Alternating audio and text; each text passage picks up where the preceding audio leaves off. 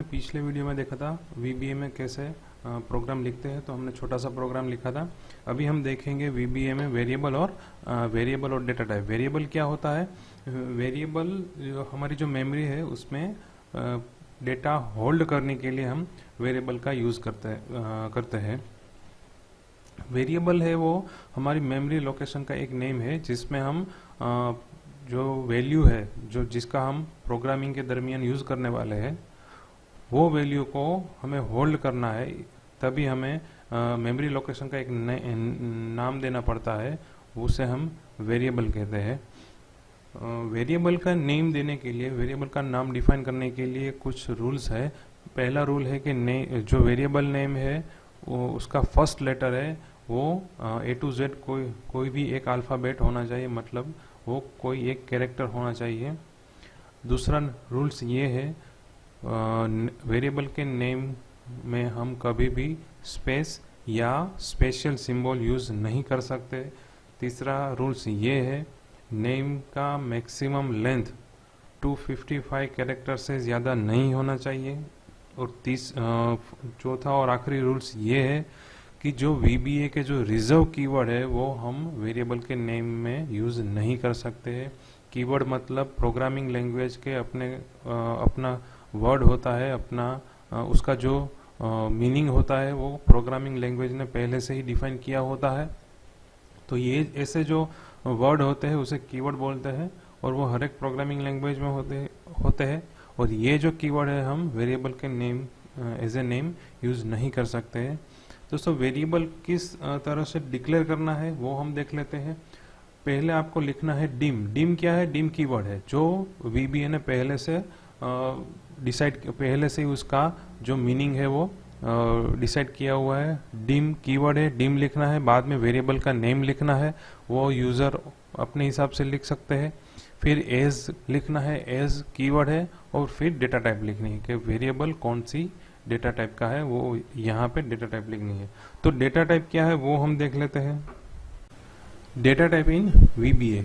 Data type क्या होता है? जो एक्सेल में जो हम वेरिएबल बनाते हैं, वो वेरिएबल में जो वैल्यू होल्ड होगी वो वैल्यू किस तरह की होगी वो डेटा टाइप डिफाइन करता है। मेनली VBA में कई सारी डेटा टाइप है, मगर सारी जो डेटा टाइप है वो दो कैटेगरी में डिवाइड की हुई है, न्यूमेरिक और नॉन न्यूमेरिक। पहला कैटेगरी है numeric data type. Numeric data type में byte, integer, long, single, double, currency और डेसिमल। जो हमारी नंबर है वो किस हिसाब से है, वो किस तरह का है, उस हिसाब से हमें डेटा टाइप डिसाइड करनी है। अगर हमारा जो नंबर है वो इंटीजर है, इंटीजर मतलब जो नंबर है उसमें कोई फ्रैक्शन पार्ट नहीं है, फ्रैक्शन मतलब कोई पॉइंट नहीं है, कोई डेसिमल नहीं है, तो वो जो नंबर होगा उसे हम पूर्ण संख्या कहते हैं। वो जो ये पूर्ण संख्या है उसके लिए हम ये तीन में से कोई एक डेटा टाइप डिसाइड कर सकते हैं, डिफाइन कर सकते हैं। Byte, integer, long. अगर आपका नंबर है वो 0 से लेके 255 के बीच में है तो बाइट डेटा टाइप डिफाइन कर सकते हैं। उससे ज़्यादा है तो इंटीजर, और सबसे बड़ा है तो लॉन्ग। तो ये उसकी रेंज दी गई हुई है। ये रेंज क्या बताती है? जो अगर आपने बाइट डेटा टाइप डिफाइन की है तो वेरिएबल 0 से कम भी स्टोर नहीं कर सकेगा और 255 से ज़्यादा स्टोर नहीं कर सकेगा। उसी तरह से इंटीजर और लॉन्ग। अगर आपका नंबर में पॉइंट आता है, मतलब फ्रैक्शन है, डेसिमल है, तो ये सिंगल, डबल और डेसिमल, ये तीन में से कोई एक डेटा टाइप आप डिसाइड कर सकते हैं। करेंसी भी जो डेटा टाइप है वो उसमें भी पॉइंट और बिना पॉइंट के दोनों नंबर हम स्टोर कर सकते हैं। तो ये न्यूमेरिक डेटा टाइप थी। अब ये नॉन न्यूमेरिक। नॉन न्यूमेरिक में तीन टाइप की डेटा टाइप है, स्ट्रिंग, डेट और बुलियन। स्ट्रिंग मतलब कोई भी कैरेक्टर जो नंबर नहीं है वो सब कैरेक्टर कहलाता है, और प्रोग्रामिंग में स्ट्रिंग है वो डबल इन्वर्टेड कोमा के अंदर लिखी जाती है। उसी हिसाब से डेट है, जो डेट डेटा टाइप है उसकी जो वैल्यू है हम जो हैज सिंबल आता है कीबोर्ड में, वो हैज सिंबल के बीच में लिखी जाती है। और आखिर में है बुलियन। जो बुलियन की सिर्फ दो ही वैल्यू हो सकती है, ट्रू या फॉल्स।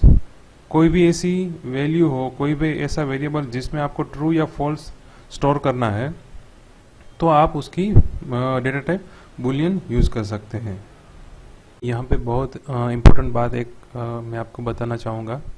जब भी आप कोई VBA प्रोग्रामिंग करके फाइल सेव करते हैं, सेव करने के बाद फिर से अपनी फाइल ओपन करेंगे, तब यहाँ पे ऐसा मैसेज आएगा, मैक्रो हैव बीन डिसेबल। तो आपको क्या करना है, ये मैक्रो को एनेबल करना है। अगर ये डिसेबल रह गया तो आपका कोई भी प्रोग्रामिंग जो VBA में प्रोग्रामिंग किया है वो एग्जीक्यूट नहीं होगा। तो आपको क्या करना है, यहाँ पे ऑप्शन पे क्लिक करना है। ऑप्शन के क्लिक करने के बाद ये मैसेज डिस्प्ले होगा, उसमें यहाँ पे एनेबल करना है। एनेबल करने के बाद ओके क्लिक करना है, ताकि जो आपके मैक्रो बनाई हुई फाइल है वो एग्जीक्यूट हो सके। वेरिएबल और डेटा टाइप, अब हम उसका प्रोग्राम देख लेते हैं। हम अलग अलग 3 प्रोग्राम करेंगे। पहला हमारा प्रोग्राम है जो single variable, single integer type variable use करना है और उसकी वैल्यू डिस्प्ले करनी है। एक्सेल शीट बना ली है।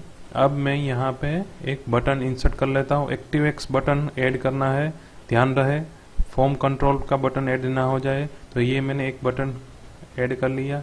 अब उसकी मैं नेम प्रॉपर्टी और कैप्शन प्रॉपर्टी सेट कर लेता हूँ। इसकी प्रॉपर्टी विंडो ओपन करने के लिए यहाँ पे प्रॉपर्टीज पे क्लिक करना है। ये उसकी प्रॉपर्टी विंडो ओपन हो गई। नेम, जो हमने वेरिएबल के नेम देने के जो भी रूल्स हमने देखे थे, उसी हिसाब से हमें कंट्रोल, ये जो कमांड बटन है उसी रूल्स का यूज करके हमें इसका नेम देना है। तो मैं यहाँ पे बटन का नेम दे देता हूँ।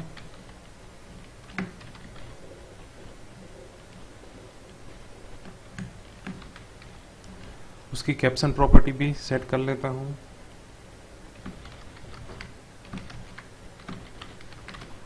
ये कैप्शन प्रॉपर्टी और नेम प्रॉपर्टी हमने सेट कर ली।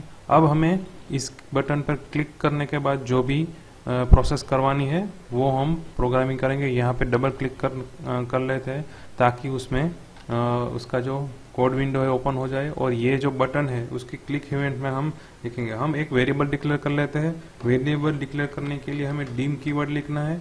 डिम कीवर्ड के बाद हमें वेरिएबल का नेम, जो भी आपको वेरिएबल का नेम रखना है वो यहाँ पे लिखना है। मैं यहाँ पे वेरिएबल का नेम लिख लेता हूँ N1, और या फिर लिखता हूँ रोल नंबर, रोल। फिर हमें कीवर्ड लिखना है एज, और बाद में हमें जो ये वेरिएबल हमने डिक्लेयर किया रोल नंबर, रोल वाला जो वेरिएबल हमने डिक्लेयर किया उसकी डेटा टाइप हमें लिखनी है। तो उसमें डेटा टाइप होगी इंटीजर। तो हमें इंटीजर डेटा टाइप यहाँ पे लिखनी है। ये जो इंटीजर है वो भी कीवर्ड है, एज है वो भी कीवर्ड है, डिम है वो भी कीवर्ड है, रोल है वो हमारा वेरिएबल नेम है। अब हम हमारे वेरिएबल में वैल्यू स्टोर कर लेते हैं। Roll equal to 33। Roll number में हमने रोल नाम के जो वेरिएबल है उसमें हमने 33 स्टोर कर दिया। अब ये वेरिएबल में कौन सी वैल्यू स्टोर हुई है वो हमें डिस्प्ले करना है। कब? जब हम यहाँ पे क्लिक करें तब। तो उसका जो डिस्प्ले करने के लिए हमने जो पहले फंक्शन देखा था मैसेज बॉक्स, वही हम यूज करेंगे। और डिस्प्ले क्या करना है, वेरिएबल है वो डिस्प्ले करना है। तो यहाँ पे हम सीधा वेरिएबल का नेम लिखेंगे। वेरिएबल का नेम डबल इन्वर्टेड कोमा में नहीं लिखना है। अगर आप कोई टेक्स्ट डिस्प्ले करना चाहते हैं तो उसको आपको डबल इन्वर्टेड कोमा में लिखना है।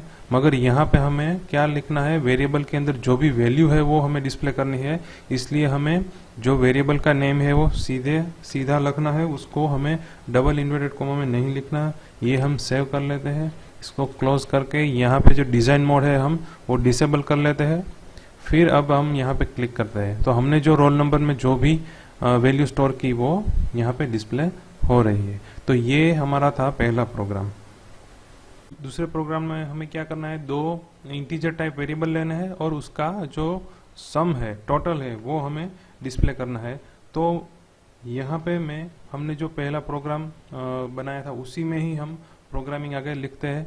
तो ये जो बटन है उस पर अभी हम क्लिक करते हैं तो जो रोल नंबर वाला जो वेरिएबल है उसमें जो भी वैल्यू स्टोर है वो डिस्प्ले हो रही है। तो अब हम फिर से डिजाइन मोड में जाएंगे, क्लिक टू डिस्प्ले पर डबल क्लिक करेंगे ताकि कोड विंडो ओपन हो जाए। अब ये जो पुराना प्रोग्राम है वो हमें निकाल देता हूँ। यहाँ पे मैं फिर से दो वेरिएबल डिक्लेयर करता हूँ।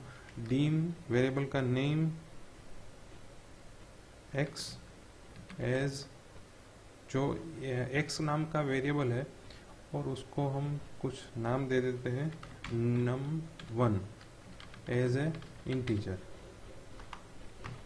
दूसरा वेरिएबल डिक्लेयर करते हैं num2 एज इंटीजर, और हम तीसरा वेरिएबल भी डिक्लेयर कर लेते हैं टोटल, जिसमें हम ये जो num1 और num2 वेरिएबल है उसकी वैल्यू का टोटल हम उसमें स्टोर करें। तो टोटल में जो भी वैल्यू आने वाली है वो भी इंटीजर होगी, और हम num1 में वैल्यू स्टोर करते हैं 5, num2 में वैल्यू स्टोर कर लेते हैं 3, और इस दोनों का टोटल हमें स्टोर करना है टोटल में। तो total equal to num1, mathematics में एडिशन के लिए हम प्लस निशानी यूज करते हैं, तो इसमें भी यही करना है, num1 प्लस num2।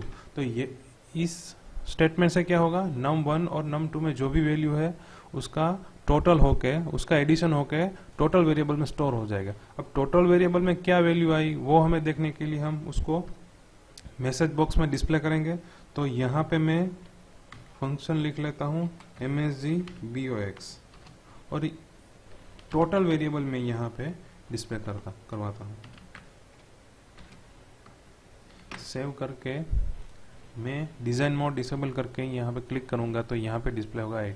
तो दोस्तों ये 8 क्या आया, num1 और num2 का टोटल आया। तो दोस्तों अभी क्लिक बटन पे हम क्लिक करते हैं तो 8 डिस्प्ले हो रहा है। तो मुझे यहाँ पे डिस्प्ले करना है 8 के आगे लिखना है सम ऑफ 2 वैल्यू, मुझे इसके आगे लिखना है सम ऑफ 2 वैल्यू। तो हम डिजाइन मोड में जाएंगे, डबल ये बटन पे क्लिक करके ये जो मैसेज बॉक्स है उसमें जो टोटल लिखा है तो उसमें उसके आगे हम एक स्ट्रिंग लिख लेते हैं सम ऑफ 2 वैल्यू। तो दोस्तों ये है स्ट्रिंग और ये है वेरिएबल।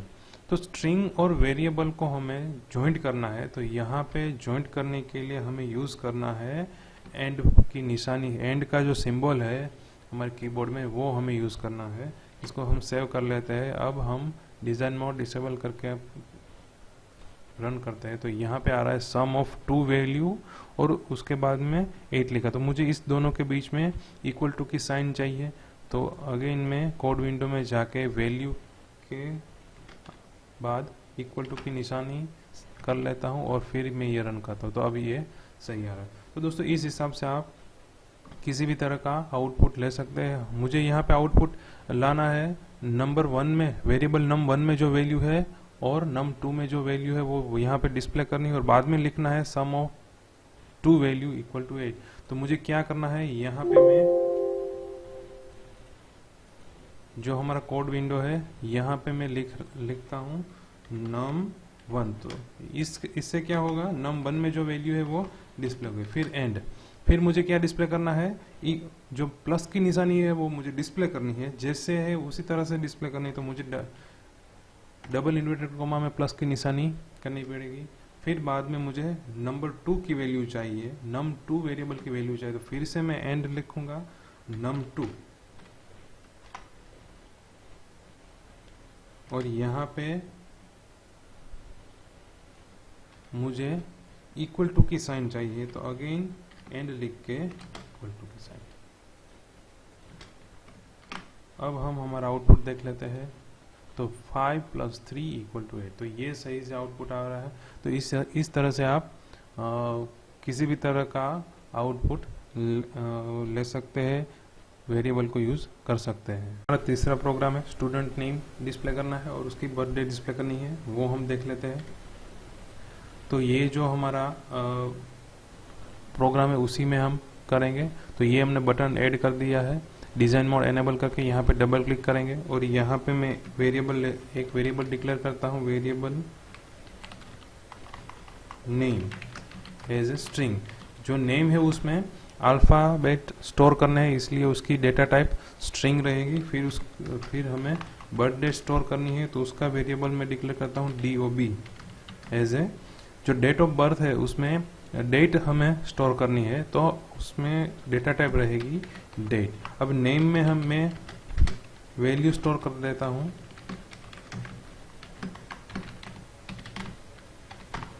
तो ये मैंने नेम की वैल्यू स्टोर कर दी। अब फिर डेट ऑफ बर्थ की वैल्यू, बर्थ डेट है वो DOB में स्टोर करता हूँ। तो दोस्तों यहाँ पे जब आप वेरिएबल में जो डेटा टाइप, जिस वेरिएबल की डेटा टाइप डेट है, उसमें आप जब वैल्यू स्टोर करते हैं तो आपको वैल्यू हैज सिंबल के बीच में लिखनी है। जो भी डेट है वो हैज सिंबल के बीच में लिखनी है। तो यहाँ पे मैं डेट लिख लेता हूँ 9/2/2000। तो दोस्तों यहाँ पे मैंने 9/2/2000 लिखा है। तो ये थोड़ा कंफ्यूजिंग है। 9 है वो डेट है या मंथ है, 2 है वो डेट है या मंथ है। तो दोस्तों एक बात की आप यहाँ पे ख्याल रखिए, जो पहले लिखा है वो मंथ रहेगा, दूसरा लिखा है वो डेट रहेगा। तो यहाँ पे आप फॉर्मेट किस हिसाब से होगा, मंथ, डेट और एंड ईयर, फॉर्मेट इस हिसाब से रहेगा। और फिर जब आप इसको डिस्प्ले करते हैं तो डिस्प्ले किस हिसाब से होगा, जो भी आपकी सिस्टम डेट का फॉर्मेट है उस हिसाब से ये डिस्प्ले होगा। तो मैं यहाँ पे मैसेज बॉक्स में दोनों वेरिएबल डिस्प्ले कर लेता हूँ।